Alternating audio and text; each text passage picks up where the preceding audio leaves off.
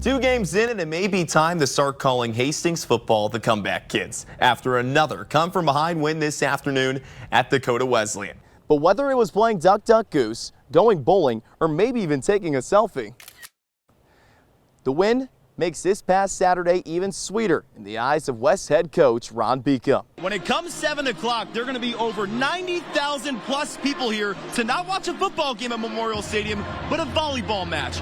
And it may sound a little crazy, but high school football in Nebraska continued on a Saturday. Don't blame me, blame Mother Nature. Sometimes things go together like peas and carrots, Darren, and that can be said with the word new and tonight's matchup between Minden and Adams Central. So Cal and Stanford are going to have to travel all the way across the country to face Boston College in not a non-conference matchup, but a matchup that's going to impact their conference record for every single sport that they play. But we're thinking maybe do some mornings, do some late nights. For many high school football teams in Nebraska, that's been the plan. That's something that we're still trying to look at and see, because it's actually our first week of school too.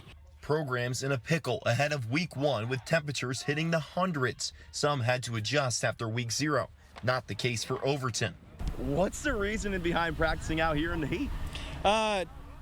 Captains and I made a decision where it's going to be hot on game day. No fault at all, though, for the Eagles. A new guideline the NSAA has introduced this year is the wet bulb globe temperature. On Tuesday in Overton, it was at an 83, thanks to strong winds and a dew point of 56 degrees. In Lincoln, schools adjusting to morning practices and different game times. Here in central Nebraska, Bertrand following suit, waking up to football, with its week 1 opponent doing the same today. Tomorrow morning we're going early at 6 a.m. And you just make sure that you keep chugging water.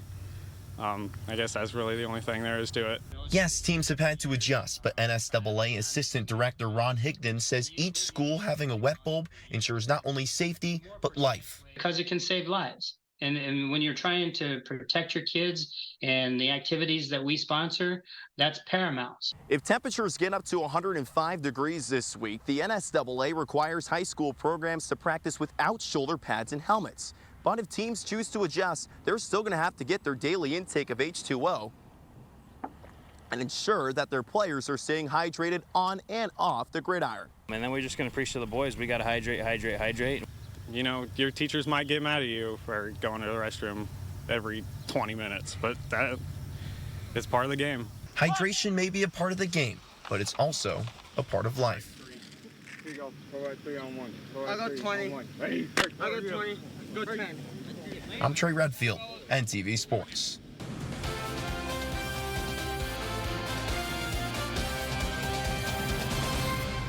We need to sell out, and we need the Nebraska game to be all black and gold, no red. Coach Prime's first home game is against Nebraska, and we're going to give him a Colorado Buffalo welcome with black and gold. You remember that? Well, oops. Guess I didn't get the memo. That was Colorado Athletic Director Rick George pleading to the Buffalo faithful to sell out Folsom Field ahead of Nebraska's Saturday road matchup with CU, a team that turned heads across the nation with a 45-42 win at 17th ranked TCU this weekend. And that includes Huskers head coach Matt Rule. They have the guys that can go down the field and go up, and their ball skills are elite. They've got the quarterback who can make those throws. So it's really a perfect storm, perfect hire, that style of offense with that skill set of guys that they have. So you have Deion Sanders leading the way, along with 4 offensive players that had over 100 receiving yards. Vegas was shocked as well. Before kickoff from Fort Worth on Saturday, the Huskers were 9.5-point favorites.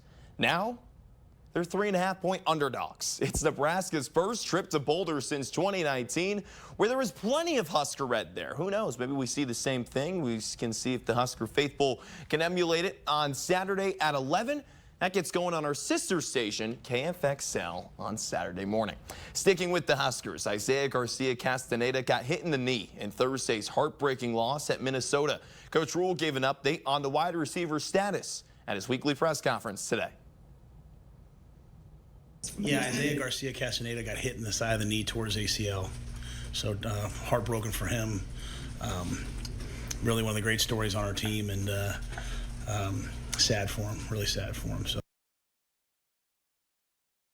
A huge blow to the Huskers receiving corps, one that was already very young. In the loss, the wideout had just 1 reception for 7 yards, but before transferring to Nebraska, Garcia Castaneda had 578 receiving yards and 4 touchdowns in 10 games at New Mexico State in 2021. Last year in the redshirt season, the Cali native had 5 receptions for 120 yards in 4 games played. Former Husker linebacker Will Compton announced his retirement this weekend after 9 NFL seasons, making stops in Washington, Tennessee, Oakland, New Orleans, and Las Vegas. With the Huskers, the black shirt was a captain in 2012, earning second-team All-Big Ten honors. That year, Compton was also Big Red's defensive MVP. As much as the Huskers are ready to move forward, so are the Lopers. UNK football's home opener is this Saturday night against Northeastern State at 7. On Thursday, this past Thursday, Nebraska Kearney fell to Central Oklahoma 24-21. And if UNK does not get called for a roughing the punter penalty with 3 minutes to go in the ballgame, who knows? Maybe this is a whole different story. But duels like this are going to be coming down to the wire all season in the eyes of Lopers head coach Ryan Helm. But at the end of the day, we didn't get it done. I think we're going to be in a lot of these games. This has been... I've been through a lot of these the last 3-4 years, and I just got to find a way to get it done. UNK and Northeastern State get going at 7. UNK soccer completed its Oklahoma road trip this afternoon, falling to Northwestern Oklahoma State 2-1. Cammie Davis scored the blue and gold's first goal of the season off a penalty kick in the 76th minute. The Lopers fall to 0-2 on the season. That does it for your check of sports. One last look at weather is next.